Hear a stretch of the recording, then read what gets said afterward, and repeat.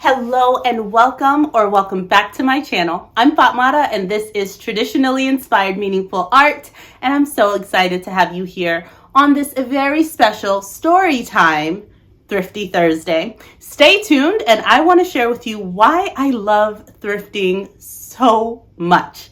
And it's probably going to be different than what you think it is.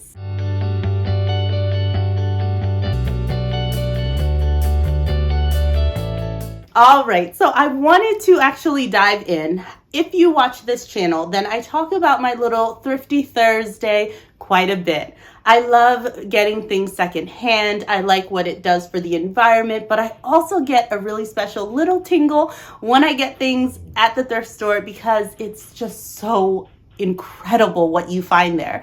And I felt like there's more of a story to it than just being frugal. So I wanted to give you a bit of background on the reasons why I really love getting things secondhand and also thrift stores that I have fallen in love with. So to begin, all right, the very obvious, I am frugal. In certain aspects and in certain areas, I really do not like to spend a ton of money on certain things. I'm going to lay that out there. Okay. You were probably guessing that anyways, and that's fine. But when it comes to certain items, especially those that will get worn and worn out, I really like to be mindful with the way that I spend. All right. So I wanted to actually give you a story to exemplify just how frugal I have been in the past. So when I was between the ages of 7 and 9 years old, we went to the corner store, and back in Brooklyn, the corner store was legitimately a store on the corner where you could go and get all of the best things, from chips and really fresh baked cookies. Oh my gosh, I can smell it. You could get hoagies, or heroes as we used to call them, and you could get really nice treats like my favorite at the time, peanut chews. Okay. Now, once upon a time, I had $10 in my pocket. We had a very favorite uncle come and visit us and give us all $10. Now, $10 back in the 90s for little old me was a lot of money to have in my pocket. So on the way back from school, guess where we stopped? At the corner store. Guess what I purchased? A peanut chew. Just one peanut chew. One little bar, little fun-sized peanut chew, and they cost 10 cents at the time. You want to know how I remember? It's because when the woman then asked me anything else and I said no, she was perplexed. She was confused. What do you mean? Why are you even here? So I handed over my $10 bill and got in return $9.90 because I didn't need any more peanut chews, but I did want all of my change. Okay. So yes, there's a bit of frugality that lives right here within me, and I will get what it is that I need. I have developed a little bit of a get more than I need sometimes, but it is all good and well. Hi, doctor. Hi, doctor. Thank you. Am I breathing? Great job. Thank you.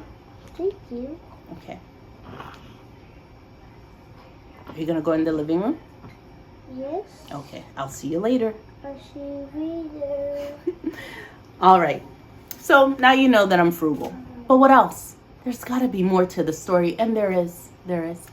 So let me tell you, I have a really positive relationship with hand-me-down clothing. And I know that's not the case for everyone. Oftentimes when you think of hand-me-downs, it's like the stuff that had the hole in the sock, or, you know, the knees are a little bit worn out because your big sister had them, but then you had to wear it and the colors are a little bit faded. I know. But I'm the oldest of 2 girls in my family, so I didn't really have hand-me-downs in that same sense. But I grew up with my 2 older cousins, and I looked up to them so much. So beautiful, incredible, and they knew that little old me was watching. So, of course, when I was like 6 and they were 16, they were much older than me, and we didn't really fit the same clothes. I was okay with that. However, when I grew up enough where we were able to kind of get things back and forth, every time the fashions would change, he's wondering why I'm talking to myself. every time the fashions would change and they were either done with certain garments or outgrew them, I got to have them. So I was so incredibly happy and lucky to have been at the right age, in the right size where I could fit their clothes, because when I tell you, my cousins were fashion forward, okay? So back when I was still shopping at places that want you to be 21 forever, they had already elevated to stores that were named after like fruit and people. They were shopping at Mango and Banana Republic, Zara, Neiman Marcus. Who are these people? I never knew who Zara was, but I knew that her closet was fabulous. Okay, folks. So I was so enamored by how beautiful and how just impeccably they dressed. So when they had something that didn't fit anymore or was a little bit outdated because they were on the current trends, I got to have them. And I loved it so much. Thank you. Thank you. Thank you. And I loved it so, so much. So there you have it, folks.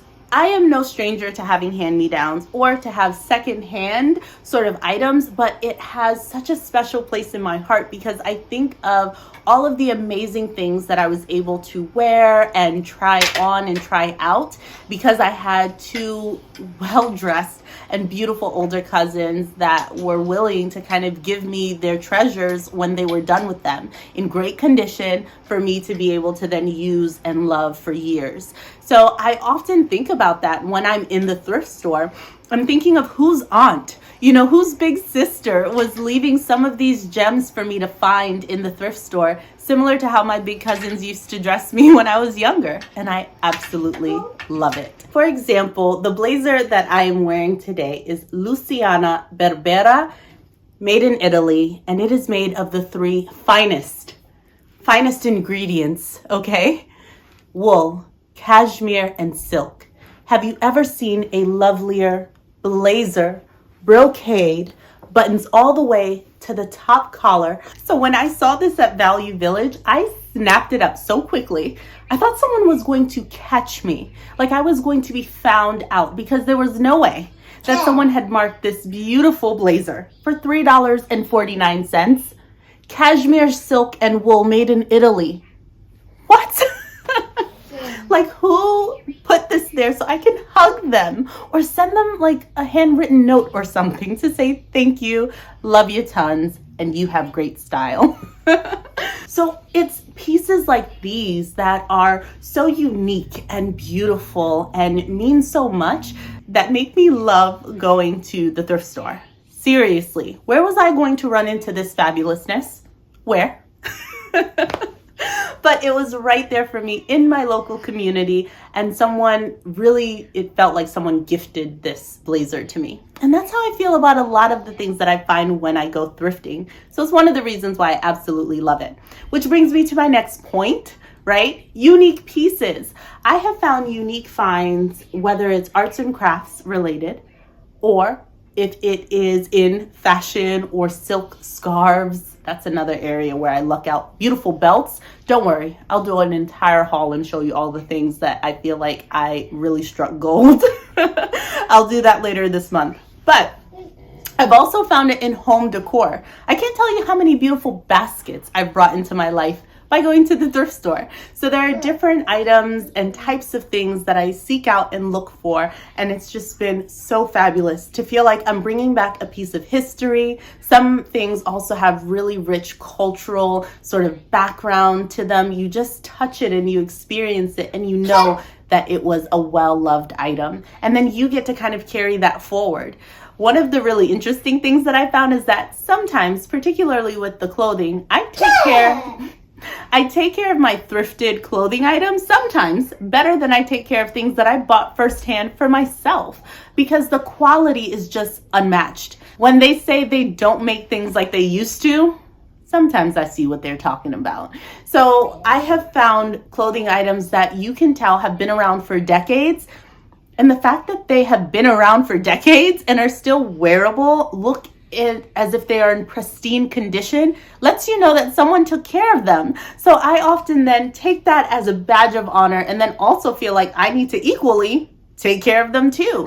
So it really is a beautiful sort of giving of the items and me sort of taking ownership and feeling like I want to honor them and make sure that I take care of them too. So sometimes when I see these high quality, amazing items that I get to have for myself, I really do feel that sort of, I don't know, it almost feels like a responsibility to also take care of it as the previous owner did. And that I really, really enjoy. So going to the thrift store for me is also like a hidden treasure hunt that I didn't even know I was on, but I'm here for the ride. So for me, there have been certain items that legitimately, anytime I'm at a thrift store, I am just scouting and looking and hoping that I can add to that particular collection. Currently, I can tell you, I have been finding and seeking out linen and rickrack because there is this gorgeous Zimmermann dress that I want to make a dress inspired by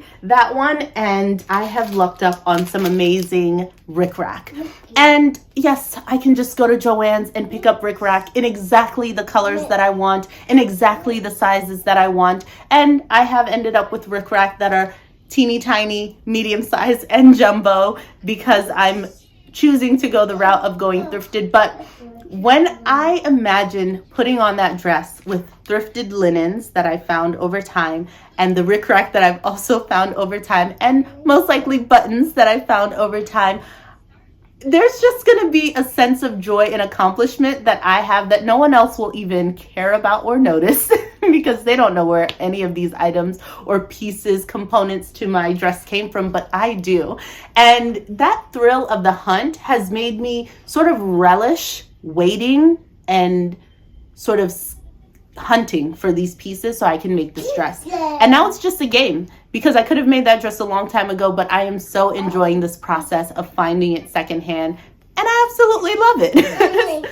I feel like there's so many things that are, I don't know, that are like surprises anymore, right? You can find out the gender of your baby before they're here. You know exactly what the weather might be 5 days from now. Right? Like a lot of the surprise is gone, but just a quick little trip to the thrift store. What am I going to find today? I don't know. Surprise me. And sometimes you will definitely be surprised. So that's been a treat. I also think my son is in the room. So you've been hearing him, I'm sure. So I also love just, I don't know, the history that you get from a lot of these things. So for example, these wool snaps. So I get some of the best vintage like sewing notions at the thrift store. I could get snaps any and everywhere. Heck, I probably have newer snaps, but I just love how this is like packaged. I just love it. I love that it's faded. I love that this is wool snaps made in Cleveland, Ohio, something made in the US. Who knew? Right? Like, it's just so awesome. I want to thank the person who gifted me this Dritz marking tool at the thrift store. You didn't have to, but I'm glad that you did because I love this thing. I want to thank the person's grandma who every single time she came in with a beautiful Talbot's cardigan would take the time to cut off all of the extra buttons, put them, as I imagine, in a little jar beside the armoire where she got ready and saved these, sort of like harvesting them. And I get to then take all of these buttons, all of these beautiful vintage buttons, and make wonderful, incredible, beautiful things with them and honor that person who obviously felt like these things, which could be trivial to us, were important enough to salvage and to save. And I'm sure would have wanted them to be treasured the same way that they treasured them. So for me, there's so much nostalgia in getting things secondhand and thrifted because there's a story behind that. We know how wasteful and how easy it is to be wasteful. And yet someone chose to take this item that they have cared for and didn't want to see it trashed or strewn about, right? They wanted someone else to benefit from it. How beautiful is that? And in the same way that I give my things that either don't suit me anymore. You know, it's my time with them is over and I want someone else to be able to treasure them the way that I did. I know how much I want that for some of the items that I have to part with. So I can only imagine that I'm sort of giving those same items from other people a home with someone who will truly appreciate them as well. So it's sort of like this gift that keeps on giving. And I absolutely love being a part of keeping things out of landfills and making sure that I do my little bit when it comes to sustainability, even in that realm. But yeah, there's so much more to it than just being frugal. There's a lot more to it. And I love that. You all have seen this because it is currently in my April plans, but this was also thrifted at Value Village. I was minding my own business, you know, as I do. And I came across this just at the front. I think someone had looked at it and then when they got to the counter decided not to take it. And it is just like maybe 3 to 4 yards of this beautiful fabric. I had done a burn test. It has some natural elements in it and I don't really know what it is. The inner optimist in me wants to believe it's like wool with something printed on it, but I mean, that's wishful thinking, right? I've never seen wool with something like printed on it in this way, but a girl can dream, it's fine. But I think about all of the ways that I've benefited by even getting things for around the house. For example, I was just thinking in my mind when I moved to my new apartment that I wanted something to sort of block the main window that's in my sewing space, my office space. And I was like, oh, I'll try and find something maybe like one of those films that will allow the light to come in, but I don't want a really heavy curtain. Would you know, I went to the thrift store in those 2 weeks and found a roll of that filament that like blocks people from being, you know, peeping in at you, but lets all of the light in. How serendipitous.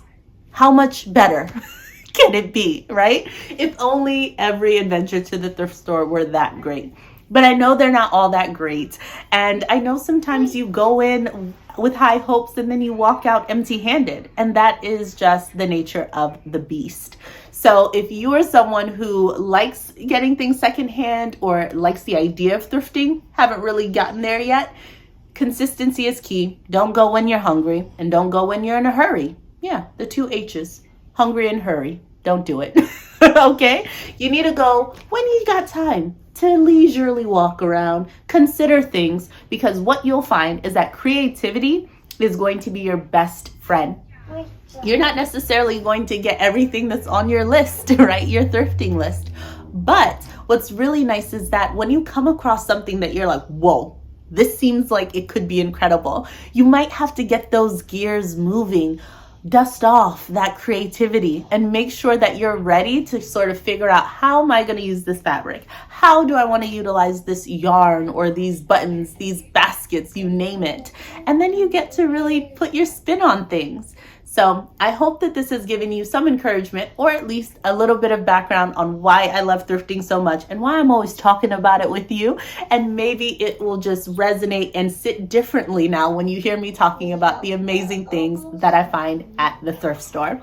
It's been awesome sharing my story with you. I hope that you enjoyed this not so short story time, but I was so excited to share it with you. And throughout the rest of the month, you will expect from me a Thrifty Thursday video where I will actually share maybe like a category of things with you that I've thrifted or things that I think you should know about going to the thrift store. I hope you stay tuned, subscribe if you haven't already, and please give this video a big like. I so appreciate you joining me for Veda. Let's keep it going. Have a great day. Bye-bye.